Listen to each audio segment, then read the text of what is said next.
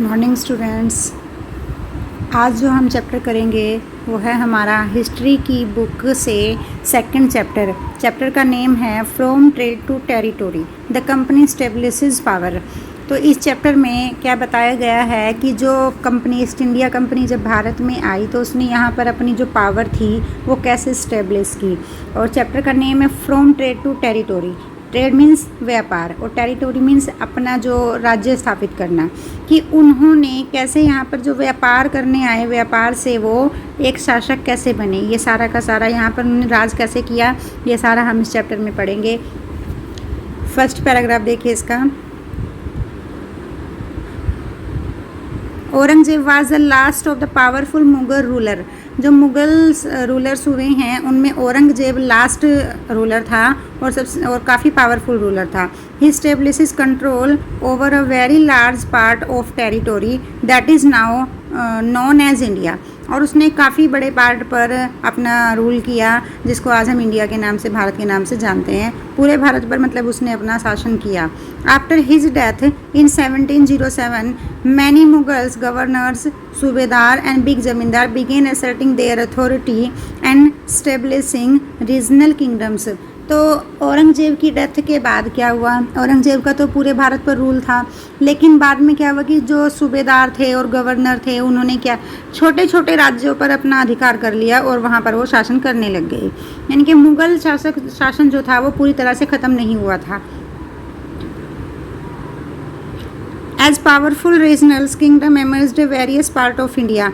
और उन्होंने भारत के अलग अलग भागों पर, कई भागों पर अपने छोटे छोटे राज्य बना लिए। Delhi could no longer function as an effective centre. और दिल्ली जो था, अब पहले जैसे दिल्ली को भारत का केंद्र मानकर वहाँ से पूरा शासन को कंट्रोल ओवर किया जाता था, अब वो सेंटर नहीं रह गया था। क्यों नहीं रहा था सेंटर वो? क्योंकि सब ने अपने छोटे छोटे राज्य निकाल लिए थे अलग से। जैसे जैसे जम्मू कश्मीर अलग रियासत बन गई, हैदराबाद अलग रियासत बन गई।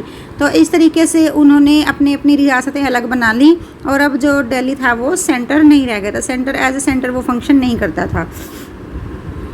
By the second half of 18th century, by the second half of 18th century, however, new power was emerging on the political horizon, the British। तो उसके बाद क्या हुआ, 18th सेंचुरी के बाद एक नई पावर आई भारत में जिसने भारत पर शासन किया, वो थी ब्रिटिश शासन। तो ब्रिटिश ने यहाँ पर काफ़ी टाइम तक शासन किया, लगभग 190 something, approximately 2000 year. In this chapter you will see how this came about. और इसमें आप देखोगे कि वो यहाँ पर एक व्यापार करने के लिए आए थे, और व्यापार करने के लिए जब वो आए तो उसके बाद उन्होंने यहाँ पर धीरे धीरे करके अपना शासन कैसे स्थापित किया कि किसी की भी समझ में ये चीज़ नहीं आई कि ये कर क्या रहे हैं। जब पूरे भारत पर उनका कंट्रोल हो गया तब बात समझ में आई कि ये करने क्या आए थे और ये कर क्या रहे हैं। देखिए यहाँ पर एक पिक्चर देख रहे हो आप, यहाँ पे इसमें ब्रिटिशर्स भी हैं और कुछ यहाँ पर मुगल भी खड़े हैं। तो इसमें क्या कहा गया है कि Bahadur Shah Zafar and his son being arrested by captain Hodson. इसने बहादुर शाह जफर और कैप्टन हॉडसन, उनके बेटे को, बहादुर शाह जफर के बेटे को और बहादुर शाह को, दोनों को अरेस्ट कर लिया है अंग्रेज़ों ने। तो अब after Aurangzeb there was no powerful Mughal ruler but Mughal emperor continued to be symbolically important in fact when a massive rebellion against British rule broke out in 1857। ये कहते हैं कि औरंगजेब के बाद कोई पावरफुल राजा तो नहीं रहा अंग्रेजों में, मुगलों में, लेकिन फिर भी मुगल शासन जो था पूरे तरीके से ख़त्म नहीं हुआ। उनके शासक जो थे छोटे छोटे एरिया पे उन्होंने अपना छोटी छोटी रियासतों पर उन्होंने कब्जा किया हुआ था। हम देख सकते हैं जब 1857 में अंग्रेज़ों के खिलाफ प्रथम फर्स्ट जो क्रांति शुरू हुई, पहला स्वतंत्रता संग्राम शुरू हुआ, तो उसमें बहादुर शाह जफर अंग्रेज़ों के खिलाफ खड़ा था। बहादुर शाह जफर ने अंग्रेज़ों के खिलाफ क्रांतिकारियों का साथ दिया जो उस लड़ाई को लड़ रहे थे।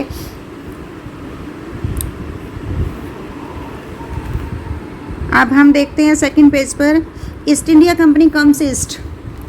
अब ईस्ट इंडिया कंपनी जो है वो ईस्ट में आती है। अब यहाँ पर एक मैप भी आपको नज़र आ रहा है वर्ल्ड का। ये देखिए ब्रिटिश, ऊपर जाएंगे हम, ब्रिटिश आइलैंड है, और ब्रिटिश आइलैंड से ये लोग ट्रेड के लिए निकलते हैं और कहाँ पहुँचते हैं? अफ्रीका में पहुँचते हैं। अफ्रीका के इधर पोर्ट पर पहुंचते हैं अफ्रीका के, और फिर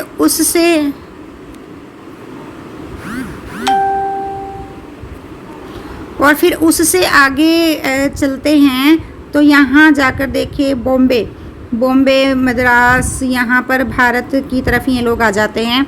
मैप से दिखाया गया कि ब्रिटिश कहाँ से चले, कहाँ उन्होंने जाना था और कहाँ आ गए वो। East India company comes east India company east में आती है।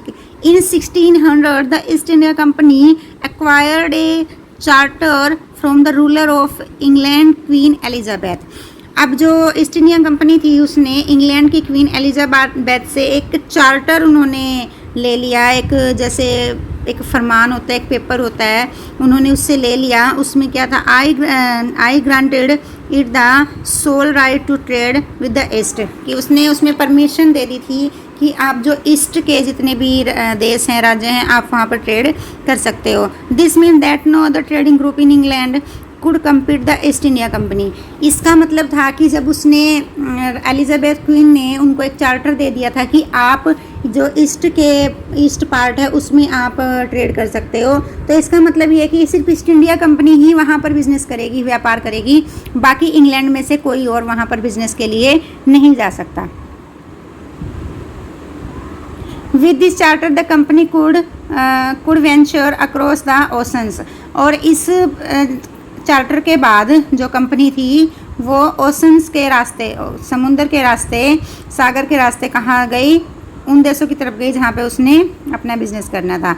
Looking for new lands for which it could buy goods at a cheap price. और वो ऐसी जगहों को ढूंढने लग गए जहाँ से वो सस्ता सामान खरीद कर, कच्चा माल, रॉ मटेरियल सस्ते दामों पर खरीद कर उससे माल को तैयार करेंगे अपने देश में ला करके, और फिर वही चीज़ महंगी बन जाएगी जब उससे माल तैयार हो जाएगा, और महंगे दामों पर अपना माल वहाँ पर बेच देंगे।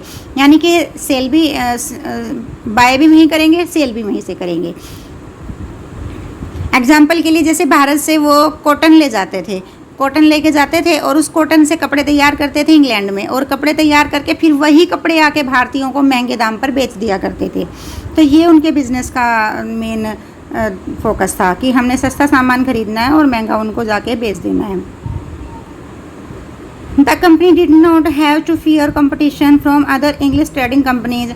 अब कंपनी को किसी और, जो ईस्ट इंडिया कंपनी थी उसको किसी और कंपनी से खतरा भी नहीं था, क्योंकि कि कोई हमें कम्पीट करेगा या कोई हमें लॉस देगा, क्योंकि उसने पहले ही एलिजाबेथ क्वीन से चार्टर साइन करा लिया था।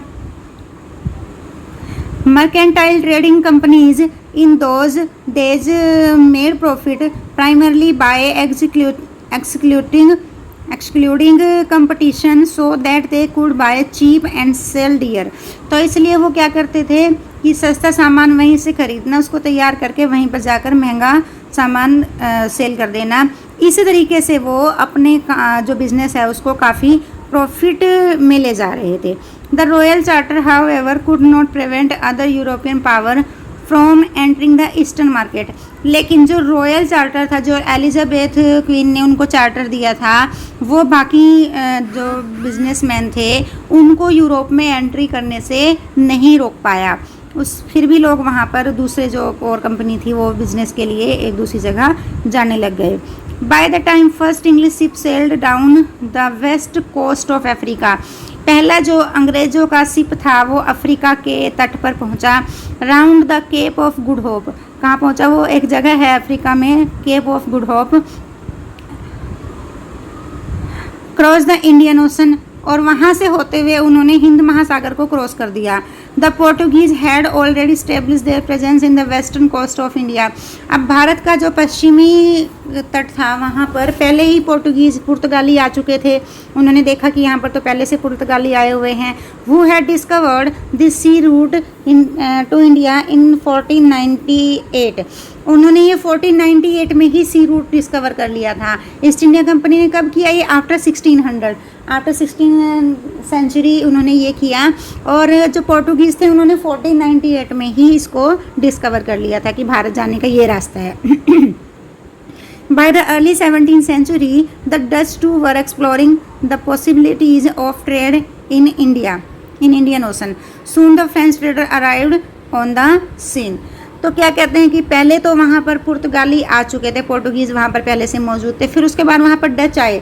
अब अंग्रेज़ों ने, जो इंग्लैंड के लोग थे, अंग्रेज़ थे, ब्रिटिश थे, उन्होंने अपनी क्वीन से तो चार्टर साइन करा लिया कि हमारी कंट्री से कोई नहीं जाएगा, लेकिन बाकियों को वो नहीं रोक सकते थे। इसीलिए भारत में पहले से ही पोर्टुगीज़ आए हुए थे, उसके बाद वहाँ पर डच आए और उसके बाद वहाँ पर फिर फ्रेंच ट्रेडर्स आए। अब वहाँ पर काफ़ी सारे ट्रेडर्स हो गए, तो उनमें क्या हो गया, कंपटीशन स्टार्ट हो गया, उन सभी में कंपटीशन शुरू हो गया। तो अब कंपटीशन में आके थोड़ा तो बहुत लॉस तो सहना ही पड़ता है। तो उनको अपने सामान के इतने अच्छे रेट नहीं मिलते थे। अब वहाँ पर 3 कंट्रीज़ के ट्रेडर्स आए हुए थे, इसका बेनिफिट मिलता था इंडियंस को कि वो, अब उनके पास ऑप्शन ज़्यादा थे, वो जिस रेट पर चाहे अपना माल बेच सकते, जो भी अच्छी कीमत उनको देगा उसको वो सारा अपना सामान बेच देंगे। लेकिन धीरे धीरे करके इन्होंने एक दूसरे को ही नुकसान पहुंचाना शुरू कर दिया। किसी के शिप डुबो देते थे और किसी के सामान को जला देते थे, तोड़ फोड़ देते थे ऐसे। तो जो शांत लोग थे उन्होंने वहाँ से बिजनेस करना छोड़ दिया, और जो थोड़े चालाक से लोग थे वो क्या करने लग गए, उन्होंने दूसरे रास्ते डिस्कवर कर लिए कि हम दूसरे रास्ते से अपना सामान लाएंगे और ले जाएंगे, क्योंकि अगर हमारे शिप डुबो दिए अपोजिशन वालों ने तो हमें काफ़ी नुकसान हो जाएगा। इस तरीके से वो अपना बिजनेस उन्होंने कंटिन्यू रखा। लास्ट में आके, सबसे लास्ट में आके सिर्फ ब्रिटिश टिके, बाकी सारे बिजनेसमैन जो थे, जितने भी ट्रेडर्स थे, वो सारे के सारे चले गए यहाँ से।